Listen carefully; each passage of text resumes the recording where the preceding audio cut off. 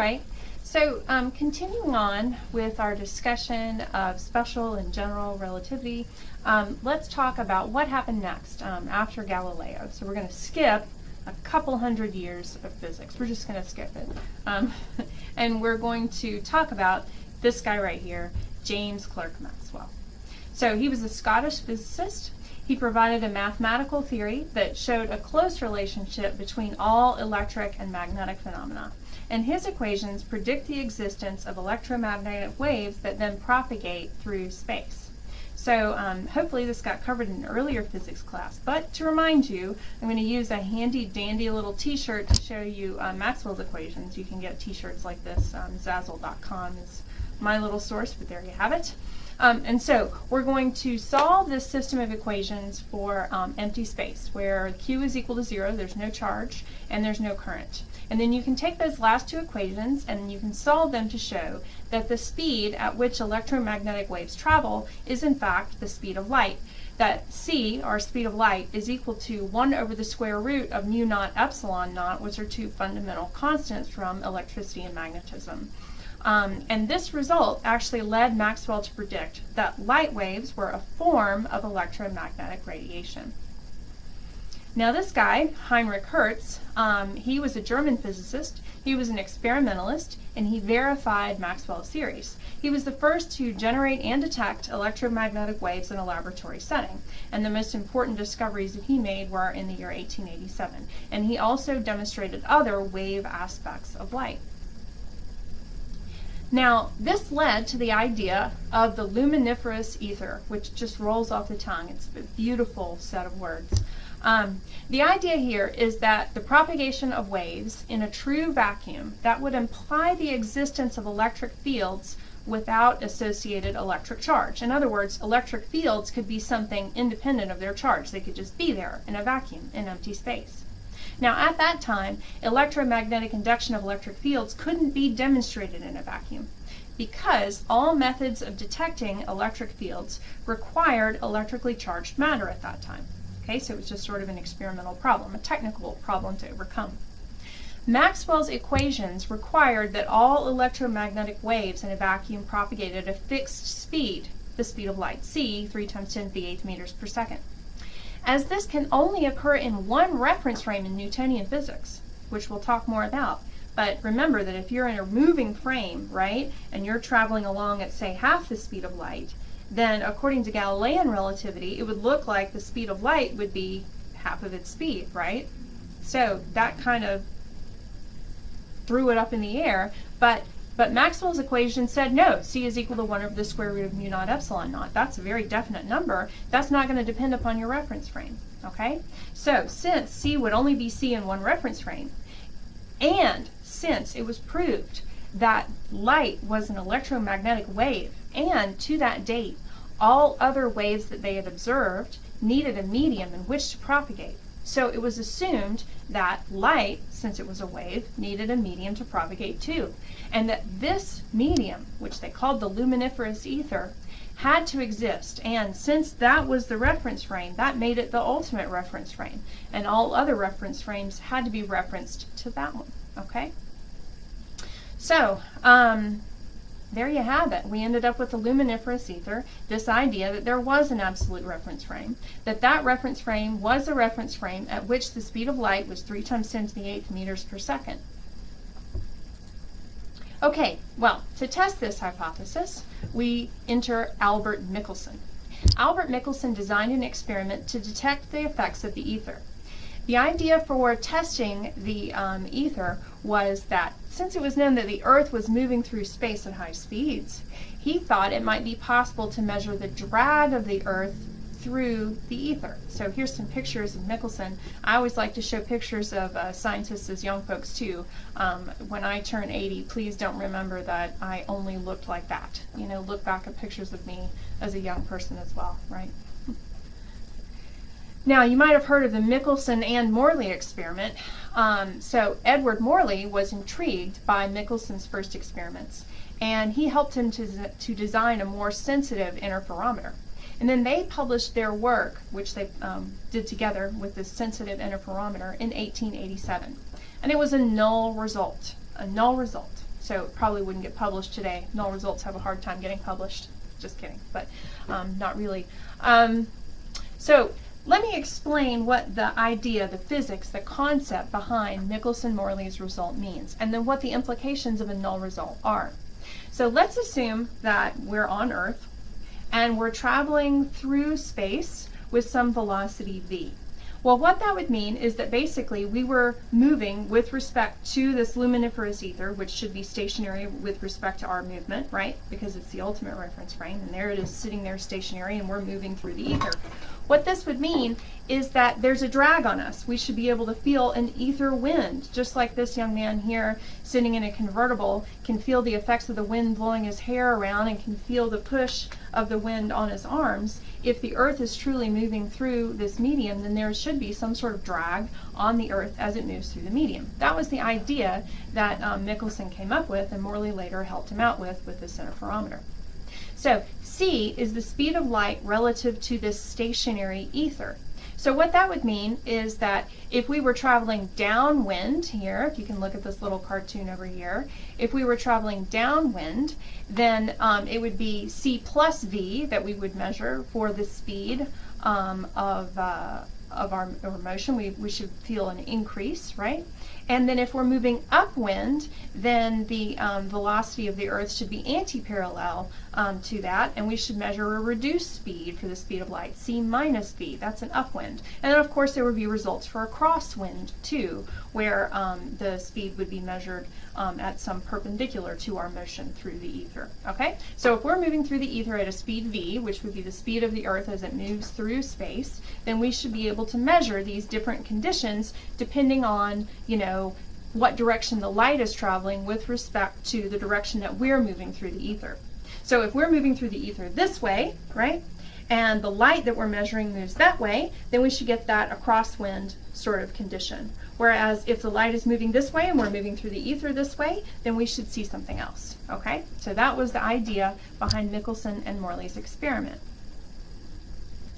Now, they used what's known as the Michelson interferometer, and this interferometer had two arms which were perpendicular to one another. Now, arm 2 was aligned along the direction of Earth's motion through space, and then the interference pattern was observed when the interferometer was rotated through 90 degrees. And the effect should have been to show small but measurable shifts in this fringe pattern. So let me show you what that looks like. I'm going to also post this animation below. Okay, so what we've got here, if you push start, okay, we have light emitted from a laser here. It shows that these little particles. It hits a mirror which splits the beam, okay, or not a mirror, but a reflective glass which splits the beam. And then you have two perpendicular paths of light, the red and the blue, which then hit mirrors, and then they bounce off those mirrors and they hit this reflective glass, and then it reflects the light that comes from the mirrors and sends it to this detection place right here. Now, if the ether wind is 0, and if the arms are equidistant from the mirrors, so if each of these arms is the same length, then the light should be timed, and you should have a situation like this, where the light from M1 and M2 arrives at the observer at the same time. But now watch what happens when I increase the speed of the ether wind. Okay, so now I have a nice strong ether wind moving here. I push start again, and you can see that the light is coming from the laser. It hits the beam splitter. It splits the beam into two perpendicular paths. But now you can see that the timing of when the light comes back to the beam splitter and goes to the observer, the timing's different. And so you get these pulses of light that arrive at the observer at different times. Now what that does is it generates an interference pattern that should be observed by the observer. So you would have a shift in your interference pattern of the light when it reaches the observer. And that was the foundation or the idea of the Michelson-Morley experiment. So hopefully you can see all that, but if not, the animation will be posted underneath the video. Okay. Okay, so that was the idea. So the speed of light as measured in the Earth frame should be c minus v as the light approaches the mirror, and it should be c plus v as the light's reflected from the mirror. This experiment was repeated at different times of the year when the ether wind was expected to change direction. It was repeated at different altitudes. It was repeated all kinds of different ways, and they didn't see jack, okay? Nothing happened. They saw nothing. They saw no interference pattern from the ether, no matter what they tried. Now, this was a null result. This was the null result that they found. Now, it was known that the orbital speed of the Earth around the Sun was around 30,000 meters per second. And Michelson and Morley's null result placed the speed of the Earth through the ether as less than 3,500 meters per second. And this didn't seem very likely. And that would suggest that there is no ether. There's no ether to drag, right? Or that something was flawed with the experiment, something else was going on. They didn't know. Now, some possible explanations were postulated. Many explanations were proposed. The most popular was what was known as the ether drag hypothesis. And this hypothesis suggested that the Earth somehow dragged the ether along with it as it rotated on its axis and revolved about the Sun. Now, this is not so far-fetched. If you know anything about fluid mechanics, the physics of fluids, you know that there's what's called the no-slip boundary condition. So, for example, if you look up at fan blades and ceiling fans, if you don't dust them very often, you get a little layer of dust on top of your ceiling fan blade, right? And that's because even though the fan blade is moving through the air at a fast speed, you'd think that would dust the fan blades off, but it doesn't, because right next to that interface, the air doesn't really drag right across the top because of the no-slip boundary condition. And so this was sort of the foundation for this idea. Now, this was later tested. The ether drag hypothesis was tested, and it was contradicted by stellar aberration.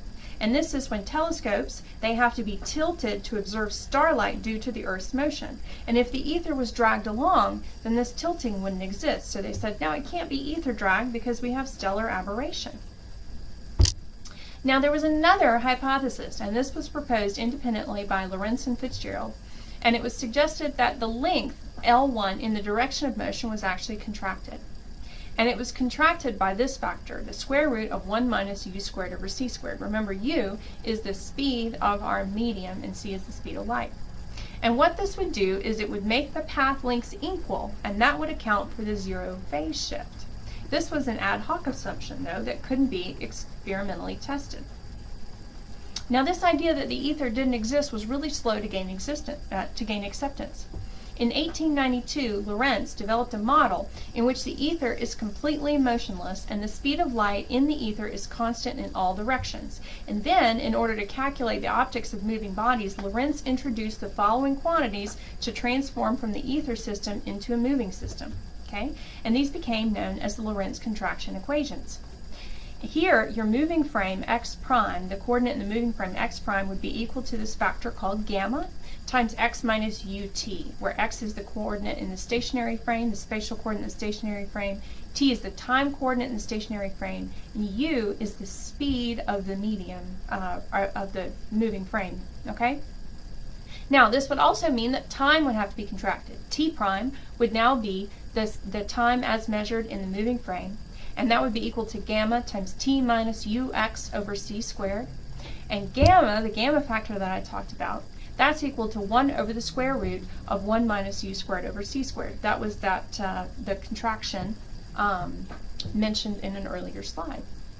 Now, Lorentz was a good physicist in his own right. Here's some pictures of him. Here's a picture of him with Einstein. And Lorentz and Zeeman actually shared the Nobel Prize in Physics in 1902 for their discovery and explanation of the Zeeman effect, which we'll get to later this semester. And he later encouraged Einstein in his work in general relativity, and here's those two looking all chummy there, okay? So Lorentz came up with these Lorentz contraction equations, but it's worth mentioning that he did all of this assuming that the luminiferous ether was real, and it existed, and it had an effect.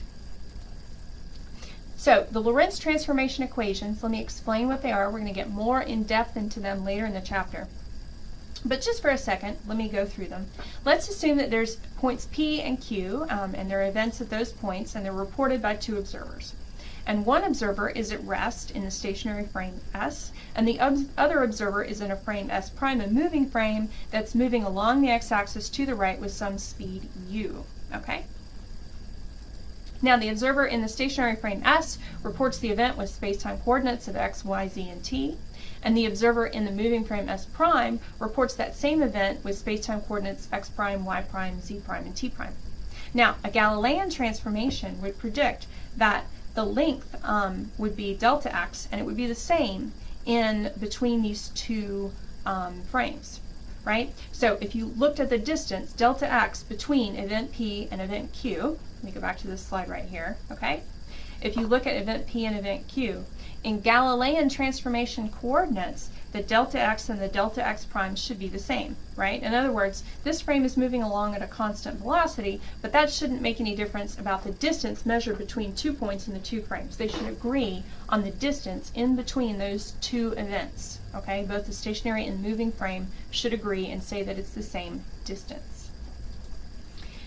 So, the distance between the 2 points in space at which the events occur doesn't depend upon the motion of the observer. However, and here's the problem, think this through, we can't do that if we still want to keep the speed of light invariant. It doesn't work.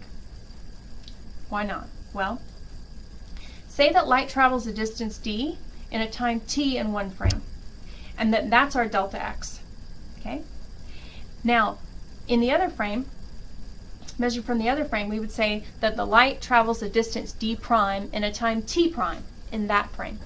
And now try and take the ratio of those two things and then square it. And if you do that, then you should get c squared, because what you're measuring, the delta x that you're measuring, is the distance that the light moved, okay? So if you want to use Galilean transformation equations, you'll never do that and get the speed of light to be invariant. It just doesn't work, okay? They can't be equal and keep the speed of light invariant. And so this is where the Lorentz transformation equations came to the rescue. If you use those transformation equations and you change the time coordinate as well and say that the length is contracted by that factor gamma, then you get your speed of light to be invariant again. Speed of light invariance is rescued. So here's how you transform the coordinates from S to S prime. Here's your Lorentz transformation equations again. Yet again, if we assume that the motion is along that x coordinate, okay, then the y and the z coordinates remain untransformed. And you only have a transformation of the x and the t coordinates, okay, as you can see here. Sometimes textbooks use the factor beta to represent the ratio of the speed to the speed of light, okay?